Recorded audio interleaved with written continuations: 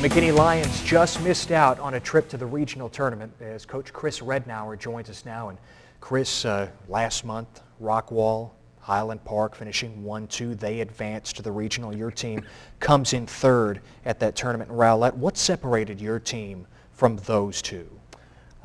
Basically, their 1 and 2s outdid our 1 and 2s. Both those teams had two guys that shot under par. Our top two guys played well. They just didn't play that good under par. Our 3, 4, and 5 shot some of their best scores of the year. So that was the difference. They were able to play really, really well, better than they had in the past there. And Chris, while the district tournament didn't go the way you wanted, your team still won 2 other tournaments, finished second in a couple of others. How do you sum up this year overall? Well, you have to look at it as a success. We play 8 tournaments in a year, and in half of them we were in the top 2. So I thought we were very competitive. If you look at the high school rankings at the end of the year, I looked a week ago, we were 8th in the state of Texas out of 250 some odd schools. So yes, I look at it as a success all the way around. And that's a deal. With your district, only the top 2 go. It's that way across the board, and you obviously would have felt very good about your chances if you had been able to compete at the regional tournament to move beyond where you were in such a difficult district. Stephen Lauterbach finishing his career with another top 10 finish at district, 10th place, the 4th straight year that he was an all-district selection. What did Stephen do for you here as a senior? He was a 2-year captain, which I hadn't had before, but he was such a responsible young man, a good leader, always pushing and helping the younger kids. I mean, that's one of the things that he prided himself on, is helping the younger players along. With golf, you get freshmen on varsity and things like that. He played really well this year. I mean, he tied our school record at a tournament, and it was very impressive, and he won that tournament by 10 shots over the second place person. But he had his best year by far. Yeah, Lauterbach shooting that 66 at the Ben Parks Invitational, tying the school record. What was working for him that day?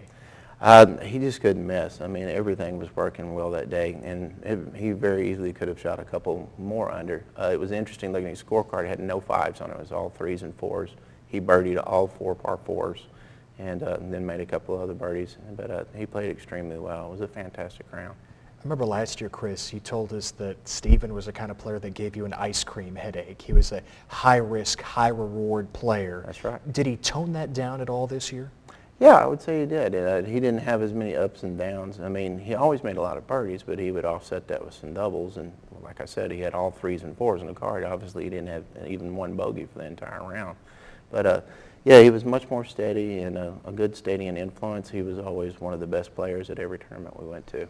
He was named honorable mention All-State last year by One Service, 4-year varsity player. The accolades go on and on for a 2nd straight year. He's our Scholar Athlete of the Week at this time, and it goes beyond that, it seems like. The mission trips, the charity work, the legacy that he leaves behind is much more than just golf. Oh, he is a fine young man. I mean, he's one of those that you wish you could have a dozen of, not just for his playing ability, but for the kind of person he is. He heads to the University of Texas. He won't play golf there. He had 5 scholarship offers on the table. Does part of you wish, hey, what could he have done at the college level if he had gone that route? Yeah, especially after you won the Ben Parks and all that kind of stuff. Every coach, their first question is, where is he playing? And of course, I would have liked to see him going on, but he had his heart set on going to UT. And I went to UT, so I'm very proud of him for going there. But I would have liked to see him what he could have done, and it's not over. There's still time left. He may change his mind in a year. You don't know. Grant Yoder, a junior, he earned his way on the varsity level last year, 2nd team all-district. This year, he wins a tournament as well, just like Stephen did at the Tribute, shooting a 72. How much did Grant improve here from his sophomore year to his junior season? Every year, Grant has improved. There's 1 or 2 things each year that we set down with goals and things to improve, and holes in their game and things like that. But I would say his mental toughness improved more this year. He used to let it shake him up. If he had a bad hole, then it would lead to 2 more bad holes. But he didn't let that happen this year. And he played really well. When we went to Austin, he was 11th place down there at a tournament we went, and that was the elite teams in 4A in Texas and in real windy conditions. That's a real breakthrough to, those 15 teams at a tournament at the Tribute, and for him to beat everybody, including Stephen and Nick, who are 2 very solid players for us. They played real well, but on a hard course like that, he got our most improved player this year just because he made that great leap forward from, a very good player to an elite type player. Grant suffered an injury last year while riding a skateboard. Yeah. Did you keep him off the skateboard this year? We did. I didn't know that had to be a rule, but it's a rule. If you stay off the skateboards and not do stuff, you can get hurt. I'm sure you can't wait to see what he can become as a senior, perhaps filling some of the leadership void left by Stephen. Yeah, and Nick Roberts coming back also. Nick's a junior, and Nick's been a 3-year player. He was on our team that went to state. The two of them will be our senior leaders next year, and they'll show the way. And Spencer Dillard was a top 5 player and was on our varsity all year. He's a freshman. He'll be returning, so we're going to have to fill in the spots for Stephen and for Joe. And I've got a really good, solid JV group this year. They did really well. They never finished worse than 4th the entire year in any tournament they were in.